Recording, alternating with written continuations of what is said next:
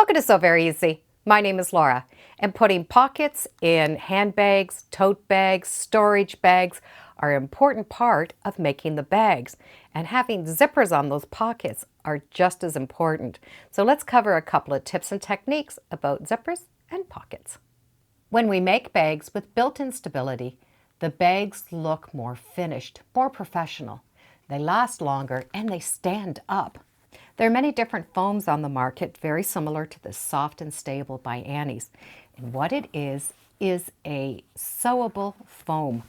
It replaces quilt batting for bags, which gives it that stiffness that we're looking for. It sews the same as quilt batting. The difference is the edges are a little bit thicker and it keeps that shape.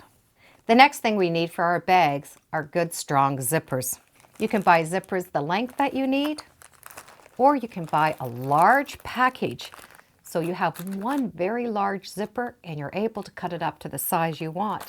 And it comes with lots of zipper pulls.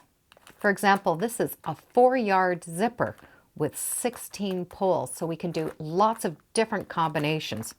And it's definitely more economical than buying individual zippers to the size that we need. When choosing zippers for handbags and purses, we do need to have a stronger zipper.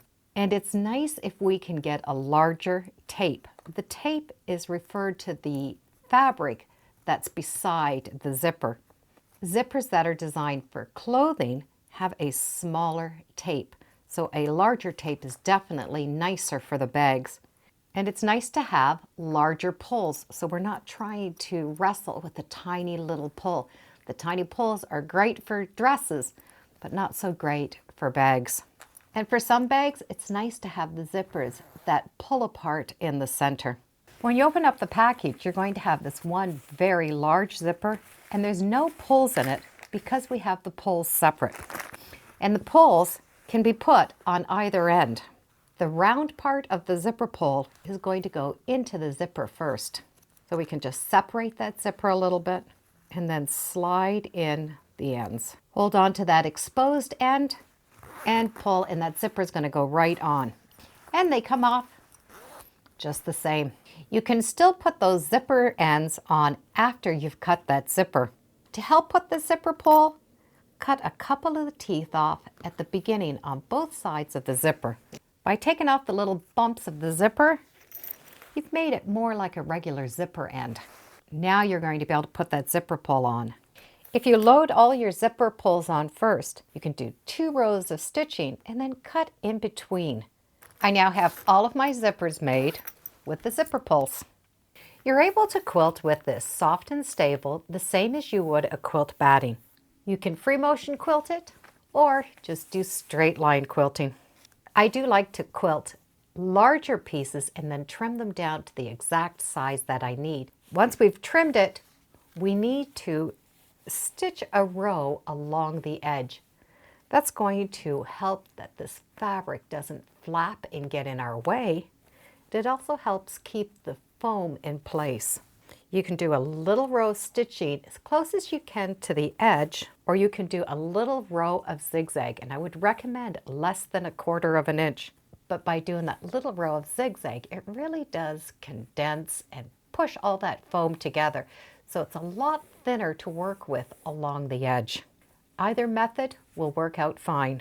This piece that I have quilted with the Soft and Stable is going to become a pocket. It's going to be an outside pocket. So it won't matter if I have a double zipper or a single zipper.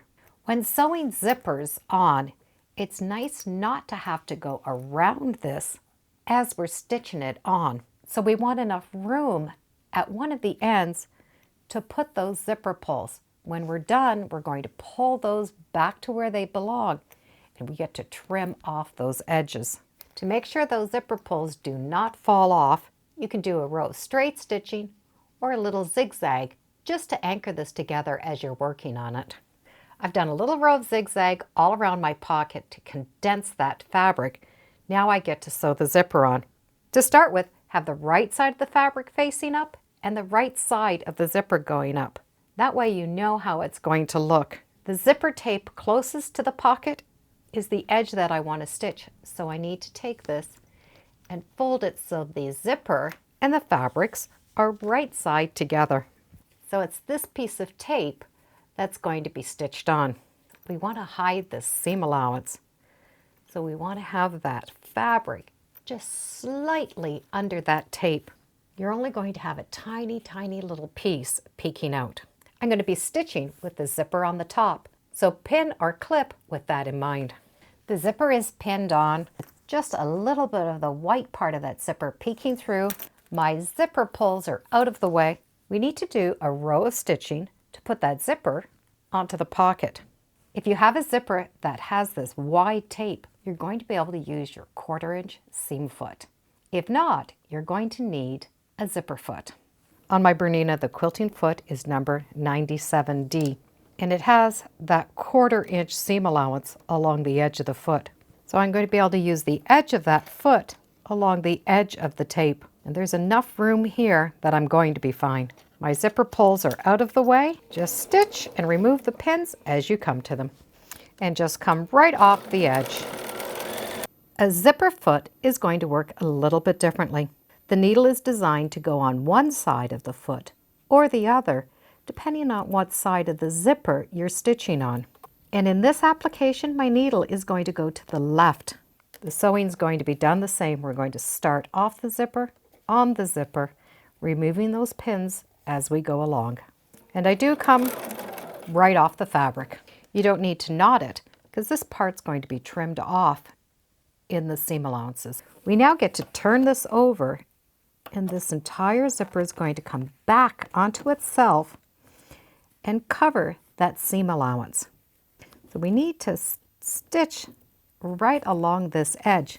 If you have any threads or fabric sticking above that little zipper, trim it off because we want all of that encased inside that zipper.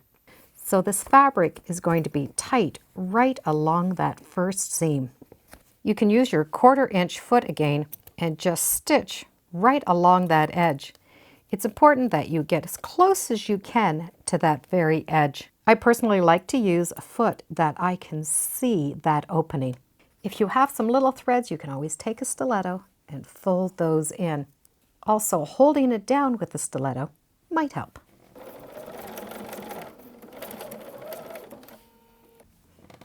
And come right off the end.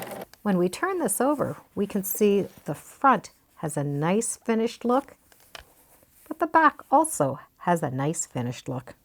We now get to finish this edge.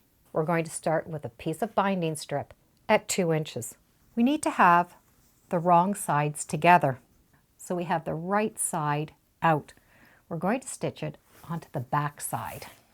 So I have my raw edges going to match the edge of that zipper. You can use your zipper foot or that 1/4 inch and stitch that binding down. You can leave a little bit on each edge. Hold your threads and start. I will be able to take this edge and fold it over, covering my stitching line, and top stitch along that edge. On the front, we're going to be able to pull that binding over and stitch right down that edge. We now have a beautiful finish to the top of the pocket. This is going to be an outside pocket, and strapping will cover the side seams. But I do want to have a nice finish along the bottom. I'm going to treat that bottom the same as that top of the zipper. Taking that binding, folding it in half, and stitching it along the back, and then turning it over and top stitching the same method as I did this one. With the top and the bottom done, this gives us a beautiful finish for a pocket. Strapping goes on, the side seams will be covered. There's another material that's often put inside of storage bags, and it is a mesh. Having a mesh pocket is great because we can see through it, and it has a little bit of stretch, which makes it a little bit more user-friendly. So let's sew a zipper on top of a mesh.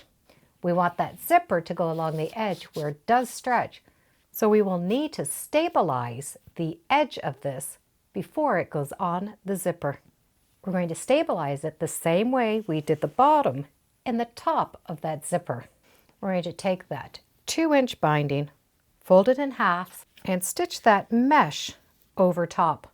If you have clips, this is a great time to use them. Clips though, the mesh side is going to be up. It's easier to stitch with the mesh up. And that way you can make sure that it's not stretching and that all those layers are laying flat. I'm using my 1/4 inch seam foot and stitching all 3 of those layers together. We need to take that back binding and pull it around to the front so that we're covering that seam allowance. We want it to come as close as we can to that edge on the other side. And since we can see through the mesh, it's going to be very easy to match up. And then stitch right along that edge. The mesh part is still going to stretch, but that edge where we need the stability is there. This binding is going to be top stitched on top of the zipper. So we want to line up the zipper right along the edge of that binding. And with seeing through that mesh, it's going to be very simple. There'll be 2 rows of stitching. One will go over top of the previous row of stitching. The second one will be stitching along the top. Not only does that look really nice, it's very strong, and it looks just as nice from the back side. You can finish the top of the zipper off the same as you did this zipper. With the top done, it really does have a beautiful finished look to it, and it looks nice from both sides. The bottom of this mesh pocket can be done the same way as the bottom of the other pockets. We have the one pocket where the binding is put on both sides of the zipper and in the bottom of the mesh. You'll be able to close off the bag with a row of top stitching along the one edge and then a row along the other edge. A good idea when you need to pin all of these layers together, have that edge hanging over a counter. Because that fabric is hanging over, you're going to be able to pin using that edge to your advantage. You could put the pin in, and just by folding that fabric down, the pin is going to come out. I have all of my zipper pockets done. If you're wondering what I'm going to be making with this, I'm going to be making a ruler wrap. All of my rulers and mats are going to be able to fit in here. And then it's going to roll up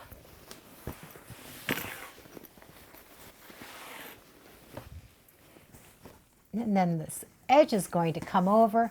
There's going to be a strap here for a handle, and I'm going to be able to pick this up and take it wherever I need to go, and all of my rulers and mats are going to be safe right inside. And with those zippered pockets, I know nothing is going to fall out. And the pattern I'm using is actually called Ruler Wrap, and it's by Annie.com. I'll put a link in the description if you want to check it out. This is also where I picked up that Soft and Stable and my nice big zippers. This is a great way to finish off pockets with zippers. Doesn't matter of how small or how large the pocket is, it always has a beautiful finish. I'm on a roll, so I think I'm going to keep sewing. Thank you for joining me today on Sew Very Easy. Feel free to subscribe, and as always, come on back. Let's see what we're sewing next time in the sewing room. Bye for now.